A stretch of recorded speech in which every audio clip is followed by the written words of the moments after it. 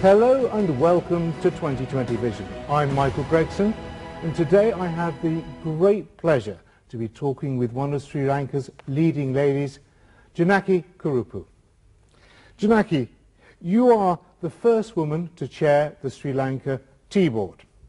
You are the founder of the Mother Sri Lanka movement, and you are the director of the President's Office. How do you manage to fit all of this in? Thank you, Michael, for having me on this program, and pleasure to be here. Basically, I'm originally from the private sector. I worked 15 years in the private sector. So then when I made a decision to move to the public sector, at the beginning, I found myself bored, and because I didn't find the schedules so tight and the deadlines so tough, and so I started getting involved in many things. So for my first appointment at the public sector was a director at the President's Office, and my first day at work was January 1st, 2008 in the public sector. So that was the day I decided to start this movement called Mother Sri Lanka. So went on doing that, and then we came into a food crisis in 2008 June. So the President set up a committee to look at the cost of living and food security. So because of my experience in the food sector, I got involved in that. And then while doing both those things for a while, then I was offered to become chairperson of Regional Development Bank, which is Sri Lanka's largest development bank so far. And after setting that up, then I was offered this tea board. So, I mean, managing to manage my time, and it's very challenging work, but it is fully satisfied. And somehow, I guess best time management is what helps you survive this kind of situation. And you have a son as well. You're a mother. Yeah. Do you think a man could manage his time as well as you do? I don't want to give a biased answer here, but now my son is 21 years old, so if he was very small, it would have been tough. But I started working when he was about 1 year old, took a little bit of time off. I was working part-time first. So this is the thing. I mean, I've been thinking, is it a biological difference between men and women, or is it the way we fit into life, where women, from the time, I guess, they get married, you have to handle so many tasks, the multitasking thing that we say, and men have the luxury of focusing on maybe one at a time. So I think we need to look at scientific results, which approach is better, whether because we multitask, whether we are compromising on any of those, or whether this is a better approach. So until you have a level playing field for men and women, I don't think you can really say who is better at what. So. Well, you've certainly reached the top. So tell me about your role at the Sri Lanka Tea Board. Okay. The Sri Lanka Tea Board is the regulator for the tea industry. So among our functions, we have the regulation of the industry, development of the industry, and promotion of the industry. The industry is 145 years old. The Tea Board is just 30 years old. And it is totally private sector-led industry. It is, in terms of agriculture exports, #1 for the country, and third largest foreign exchange earner to the country. So very, very vital sector for the economy of Sri Lanka. We, about 10% of the country's population are depending on this industry. People working in the plantations, people working as smallholder farmers, the dealers, the factory people, the exporters, all of them put together, about 2 million people depend on this industry directly with our India. So very vital sector and very exciting. I mean, when I was given this, offered this position, again, I didn't know anything about tea other than drinking tea, and I said, okay, maybe first time somebody who can make a cup of tea is heading the tea board. But it has got really exciting, because then the war is over for Sri Lanka. Sri Lanka is in a good position to promote products from the country, and people all over the world know Ceylon tea. Some of them don't know Sri Lanka yet, but they know Ceylon tea. So what a wonderful opportunity to be heading this. It's a fantastic brand to have. Yeah. But what do you think makes Ceylon tea special? Okay. it is the taste of the product. It's agroclimatic conditions of our country, our water, the purity of our air, the soil, all of this gives this particular product in our leaf, in that 2 leaves and the bud. So when that is processed and the tea is made, so there is this uniqueness in the flavor and the taste. But of course that taste will depend from individual to individual. Some may love another particular kind of taste and some may love this. So besides that unique agroclimatic conditions that gives this particular liquor to our tea, there's also the practices that we follow. The quality control practices, 100% of our tea is ISO 3720 certified, and also we make this tea for all of you around the world. We consume less than 5% of the tea we make. More than 95% is exported to everybody, over 100 countries in the world. In fact, the other day I was saying from the Queen Elizabeth in Buckingham Palace to a street worker in Iran is drinking Ceylon tea, so it is that's how widespread and how popular. There's a lot of tea out there, though. Is it difficult to maintain your market share in the face of cheaper? Yeah, true. I mean, we have lost our market share from what we used to have. We currently have about 8% market share, but in terms of income, revenue earned from this business, we are the #1 in the world.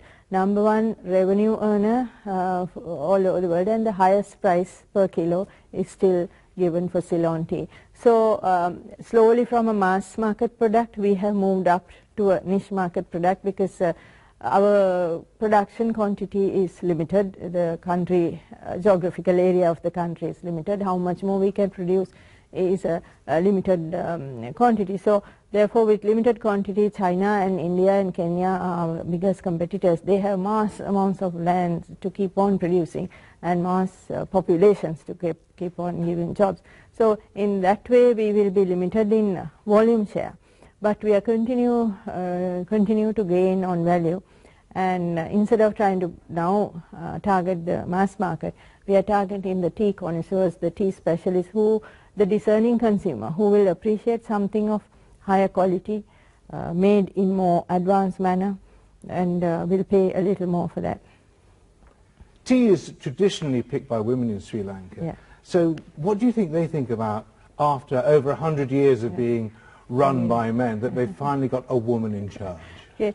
So see, the tea plucker per se, if you ask, I don't know how many of them even know that now there's a woman at the end of the day, because they're not aware of this corporate sector what is happening. They probably know who is heading their plantation company or something.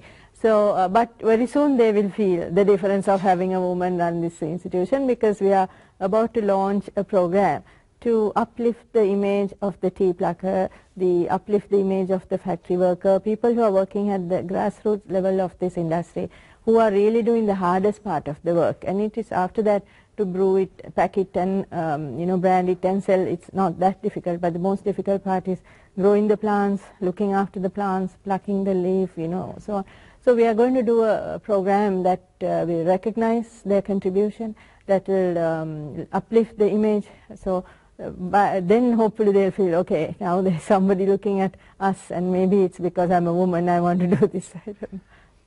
The Sri Lankan economy. ලෝක දියවැඩියා දිනය වෙනුවෙන් Ceylinco diabetes centre වෙතින් අංග සම්පූර්ණ වෛද්‍ය පරීක්ෂා පැකේජයක් සඳහා 120ක වට්ටමක් සමග විශේෂිත මිලකට ග්ලූකෝමීටරයක්, නොමිලේ අක්ෂි පරීක්ෂාවක්, පාද සංකුලතා පරීක්ෂාවක් සහ පාද සුරක්ෂතා කට්ටලයක්. මෙම දීමනාව නොවැම්බර් මාසයේ පුරාවටම අමතන 2,490 Ceylinco diabetes centre. Chairman of the Sri Lanka Ports Authority. Modern new equipment with high capacity operation capabilities. So what we did, we took that to free port. Currently, Hambantota and Colombo are free port. නැවතත් සුපුරුදු වැඩසටහන. රස කැපෙන peanut සහ රස උතුරන caramel මැදිකල chocolate. Raspberry Jam. Celebrate victory. හඳුන්වා දෙන නව ඇන්කපීඩියා ප්‍රෝ යකඩ ඔමෙගා 3 සහ වැදගත් පෝෂ්‍ය පදාර්ථ සහිතයි. The economy is growing very quickly at the moment. Under Vision 2020, the idea is to have people earning more than $7,000 a year by 2020. Do you think people in your industry will be able to achieve that? Okay. See, even when we set a target of doubling our per capita by 2016 and then another target by 2020, we didn't think is it possible, but of course we took all the right measures and went in the right direction, and we are achieving that. So if you look at the plantation sector, the tea plucker per se, in about 10 years ago, they used to make about 200 rupees a day. Now they are making about 600, 700 rupees a day. So that's it is much more than if you look at the average income of the country. So they have really done very well, and they cannot be left behind. The country's per capita average income can't move up if you have one or two segments really dragging it down. So they will have to move up. In fact, recently in Dubai Tea Forum, I had to speak, and the topic given to me was, okay, Sri Lanka's cost of production is so high, so what are you going to do, kind of.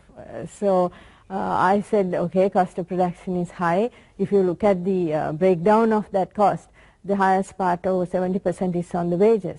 So this is because we pay well to the people who make the tea. So we are not proud of making a low-cost tea by abusing the workers. Seriously, we pay them well, and when you drink our tea, you can be happy that it is made by a happy person. It is made by a person who have 3 meals a day to eat. So you could say it's an ethical brew. It's ethical brew. So that the plantation sector people will also definitely be lifted with that economic boom you're talking. When the country goes to from the middle income to the next stage, there will be, and we will make sure that they are raised. Could market forces force you to bring in, say, more mechanization, so the people who do have jobs are well paid, but there just won't be so many of them? Okay. Yeah, this is a fear we had in many industries. Remember, in many industries, when mechanization was coming in, automation was coming in, we thought, okay, are people going to lose jobs? But it's like a phobia we have in any industry. It didn't. I mean, then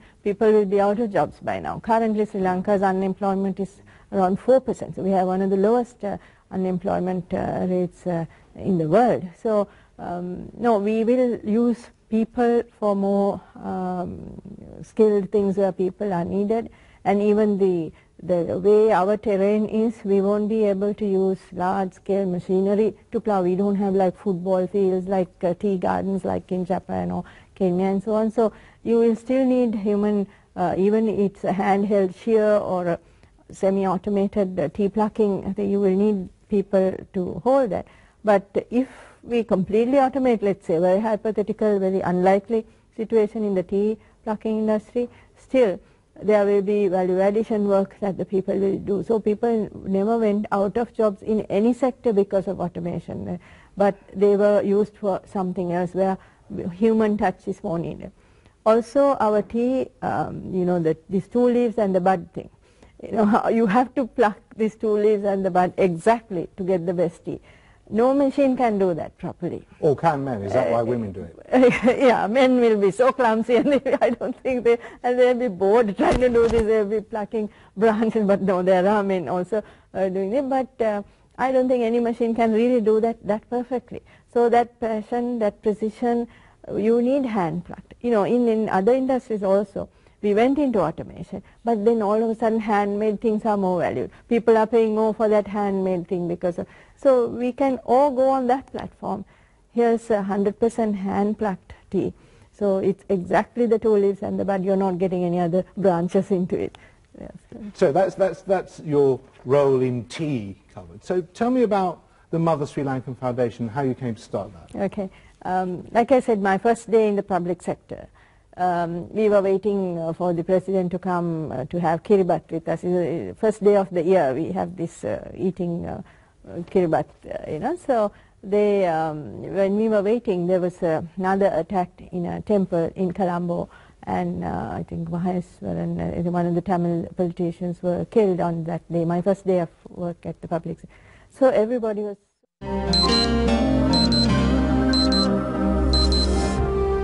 සැබෑ පිහිටක් වූ උදාර මිනිසුන් සදා ජීවමානයි. Commercial credit මනුතම් පෙරටු මූල්‍ය සමාගම.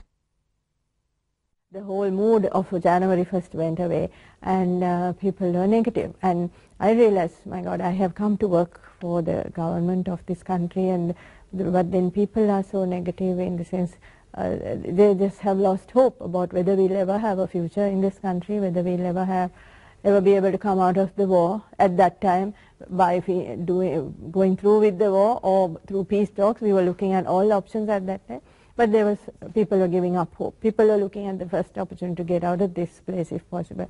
That time I thought, no, we must do something to make people believe in the country.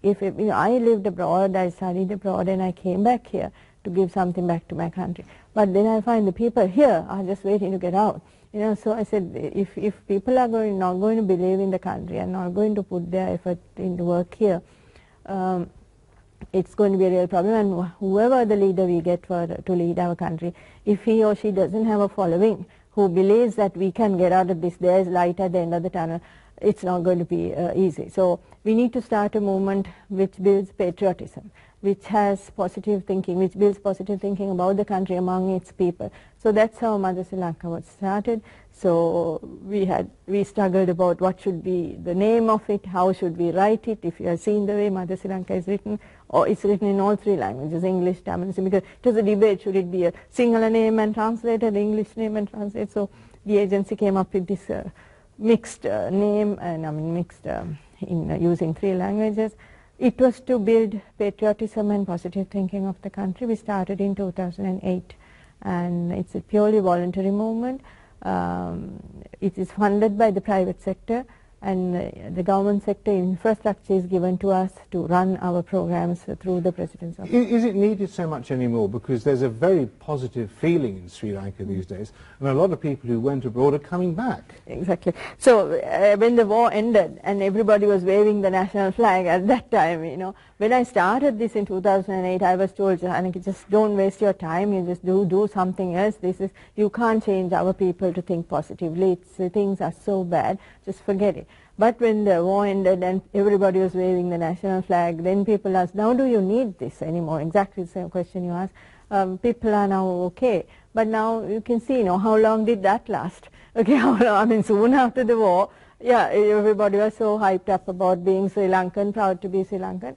But very soon we go back to our same old mode of cribbing and complaining. And, so I feel we need this more than before. We have focused more on reconciliation. We do a lot of work on reconciliation now, and nation building, and making the citizens of Sri Lanka realize what is responsible citizenship. Finally, what would be your advice to a young woman just starting her career in Sri Lanka? Okay. See, I see, after having worked 15 years in the private sector, and now this is my 7th, 8th year in the public sector, there are more women in the public sector and more women even at higher positions. But the male chauvinistic thinking is more prevalent in the public sector, less so in the private sector. Women are coming to the public sector probably for the wrong reason, the young graduates, because they can easily take maternity leave, or they have more other benefits. You can go home at 4:30, for that kind of thing. That should not be, But I would say intellectually men and women are equal, and in performance-wise you should be able to even do better than men. So I would advise all women, don't underestimate yourself, and don't let anybody else underestimate. But you will have to work about 3 times harder to prove yourself that you are as equally good. Thank you so much for sparing us some time from your amazingly busy, crammed schedule. Problem. My pleasure. Thank you, Michael. Bye. I'm Michael Gregson. Please join me next time on 2020 Vision.